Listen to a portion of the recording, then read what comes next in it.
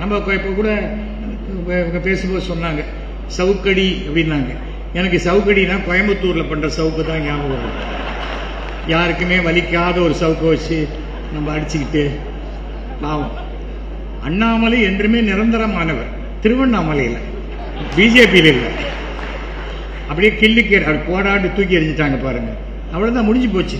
அவருக்கு மைக்கை பார்த்தா தரன்னு என்ன பேசுறதுன்னு தெரியாத பேசிக்கிட்டு இருப்பார்.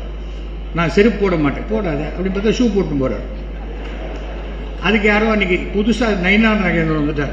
அவருக்கு ஒரு பயம், ஒருவேளை இவர் திரும்பி வந்துட்டா என்ன பண்றது. அன்னைக்கு சனிக்கிழமை அவர் என்ன பண்ணார், ஒரு ஜோடி செருப்பை வாங்கி அண்ணாமலை கிட்ட கொடுத்து நீங்க போட்டுக்கோங்க, செருப்பு தானமாக கொடுத்தாலே தரித்திரம் நம்மளை விட்டு போச்சுன்னு அர்த்தம்.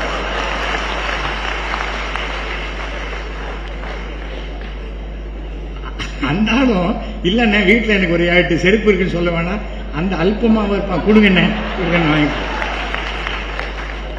எனக்கு புரியவே அவ்வளவு அல்பமா. என்ன குடும்பத்துக்கு தான் 10 லட்ச ரூபா யாரோ கொடுக்குறாங்கல்ல, சாப்பாட்டு செலவு எல்லாத்துக்கும் கொடுக்குறாங்க.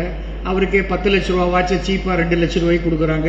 இன்னி வரைக்கும் அந்த ரசீது கொடுக்கவே இல்லை. அவர் எதுவுமே கொடுக்க. அண்ணாமலை அப்படின்னா பொய் அப்படிங்கிறது தமிழக அரசியலில் ப்ரூவ் பண்றதுக்காக ஒரு 3 வருஷம் அவரை வச்சிருந்தாங்க. இப்போ ஒன்றும் பிரச்சனை இல்லை. இப்பவும் அதிமுக ஜெயிக்கிறதுக்கு எந்த வாய்ப்புமே இல்லை. ஏன்னா பிஜேபியோட கூட்டணி போயிடுச்சு.